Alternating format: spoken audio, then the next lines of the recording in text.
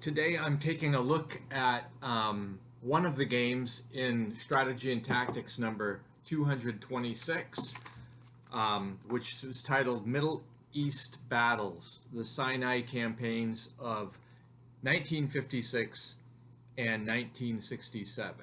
And so this issue has two games in it. One is Suez 56, the other is El Arish 1967. And Middle East battle system is reminds me a lot of the Cold War battles system, which also there's at least 4 games in S&T that came out on those. So today I'm going to take a look specifically at Suez 56, which is a short game. I believe it's only 6 or 7 turns long. And this is what is in the rules about this game.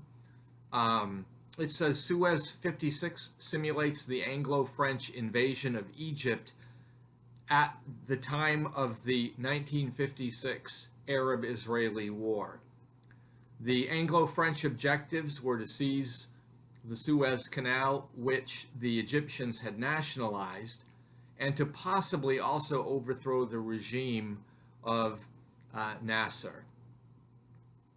Though the invaders gained their military objectives, they unleashed a political disaster on themselves when the United States joined the Soviet Union in condemning the operation.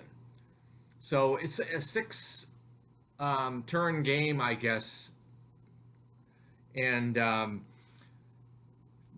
the victory points are awarded in kind of different ways. The Egyptians gain victory points at the end of each turn for whatever objectives they still control that the Israelis haven't taken. So the Israelis have this drive to capture these objectives as quickly as possible. The Israelis also will gain victory points for getting units off the map, which they have to balance against being able to hold those objectives. And the Egyptians gain victory points, from destroying enemy units also. Both sides get victory points for that. But one of the interesting ones in this game, the Egyptians get 8 victory points at the start of the game when the invasion begins because, well, as it says, 8 victory points are awarded once and automatically to the Egyptian player reflecting anti-imperialist world opinion at the start of play. So it's kind of an interesting way to put that. Anyway, we'll take a little bit closer look at the map and the gameplay now. Since there are 2 games in this box or this magazine, there's one regular size map, but it's kind of split diagonally, which is kind of an interesting choice because of the 2 games on Suez and Arish. So I'm looking at the top half of the map for Suez here. And one of the objections in this first picture you can see is on the left, the lower left side of the map, Gamil Airfield. So that's one of the objectives that Israel wants to get so that the Egyptians don't have points. You also can see in Port Said there are a number of objectives. There's the barracks, the railroad station, the government house, and the canal company headquarters. And then also across the water into Port Fuad, you have the canal company docks. The police headquarters are also objective hexes.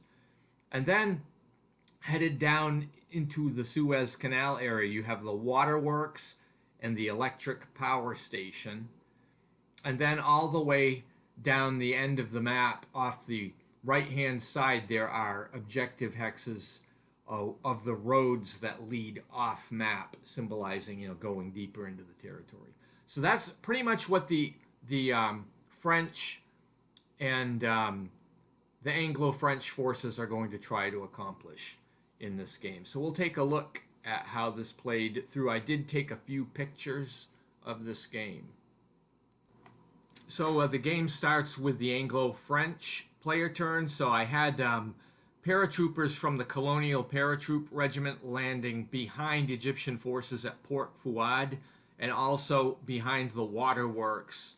And then I had helicopters land the British 40th Commando Battalion, which I'm going to have capture the electric power station. And this basically went quite easily. The French paratroop unit is next to the Egyptian 1st National Guard Battalion at the waterworks, but I had some French aircraft and some naval support in this attack, and the Guards unit was forced to retreat, and the waterworks is captured by the French.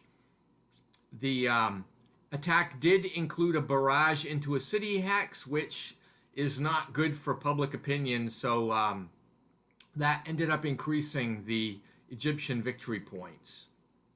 The Egyptian player tried to buttress his defenses, so the 2nd Reserve Battalion moved into the barracks, which is a victory point location.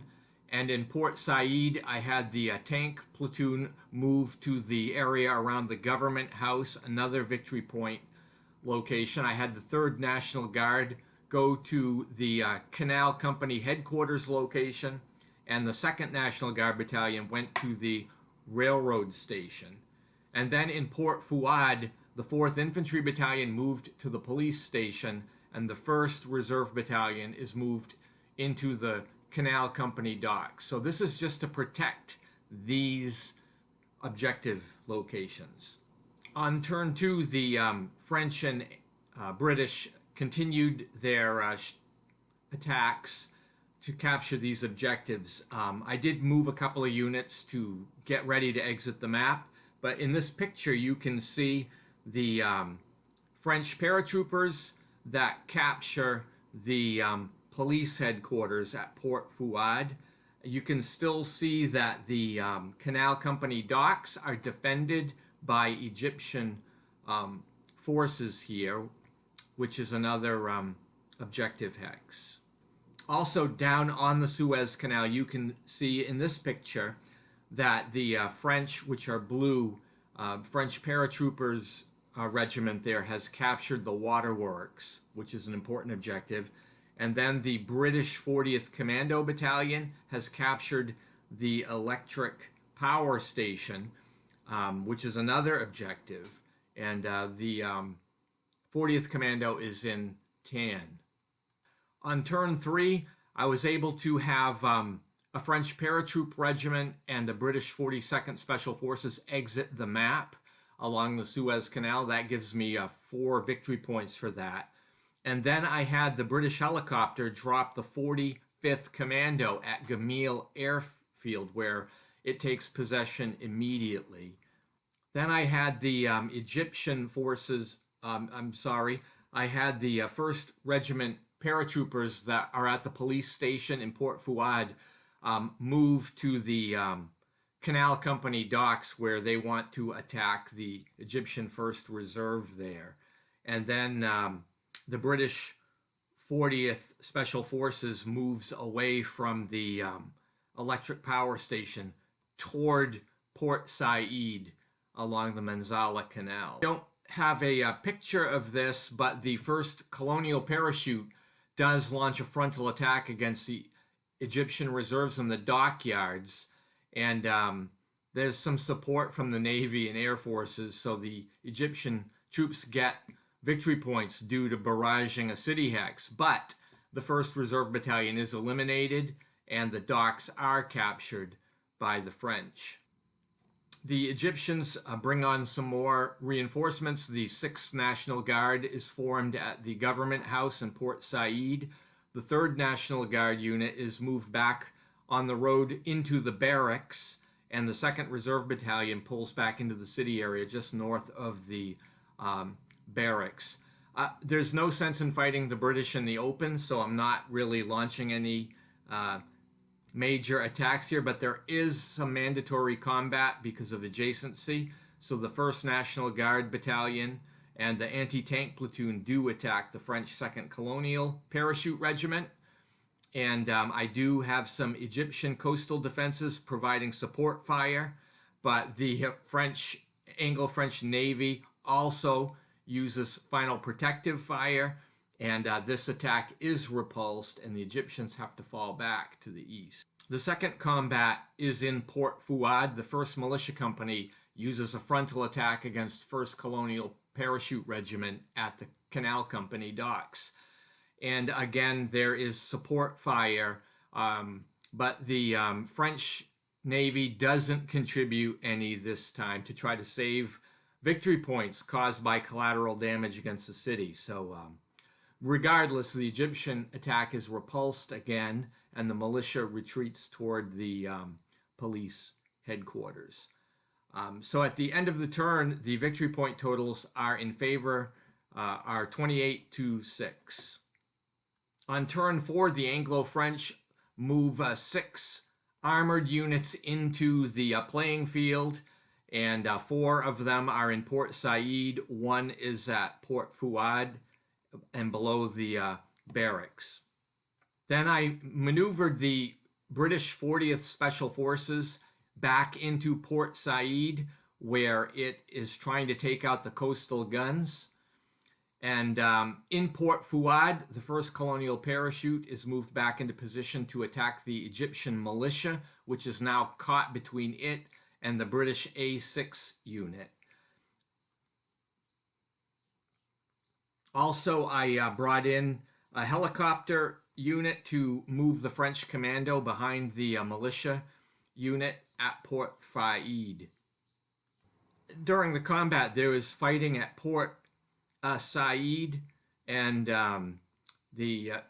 I again had to use air forces to increase the differential, but the Egyptian coastal artillery and the anti-aircraft unit contributed to the defense. But in the end, the Egyptian unit was destroyed. The British gain victory points for eliminating the unit, but the Egyptians get victory points because I barraged the city hex again, which I got to stop doing, you know. And in Port Fuad, the French units attacked the Egyptian militia, and the militia company is destroyed, but the French commando unit is also lost. So it had a negative result there. This next picture shows during turn 5 the situation in Port Fuad. You can see the British Armored Battalion, the A6 Armored Battalion, is now in control of the police headquarters, and the French Paratroop Regiment has complete control of the Canal Company docks. Then there is fighting, though, in Port Said, and you can see in the picture here, the 45th Commando has captured the barracks, which is an objective hex. There are still a number, the green forces here are all your Egyptian forces, and they still are in control of the Canal Company headquarters and the railroad station, but the British and French side are controlling some objective hexes here. This next picture shows that the waterworks and the electric power station here are under complete control now of the Anglo-French forces, and there's quite a bit of support here. During the last turn, turn 6, I got the British A6 and B6 armored units to exit the map along the Suez Canal, and I dropped a British parachute unit into Gamil Airfield to maintain control of that. And then I exited the Guard Parachute Company along the Suez Canal. You know, the Anglo-French have overwhelming force here, and they're pretty much able to capture any objective that they wanted to, but is more difficult doing it without using fire support from the Navy and the Air Force. And of course, anytime they use that, we risk collateral damage, which gives victory points to the Egyptians because we look bad, you know, destroying the infrastructure and harming citizens. So that's kind of what ended up happening here. And even though the British did very well militarily, they did not do well in the political side of things. So the Egyptian forces, the Egyptian side wins this. I mean, the Egyptians are basically cut off, but the support for Anglo-French actions from the rest of the world is dwindling to the point where really they lose the game. So it's an interesting game here. Middle East battles. This one is Suez 56. I definitely enjoyed playing this. I think it has a lot of nice detail in it, and it does create an interesting story. So thank you for watching, and if you've played this game, please leave a comment. Have a great day.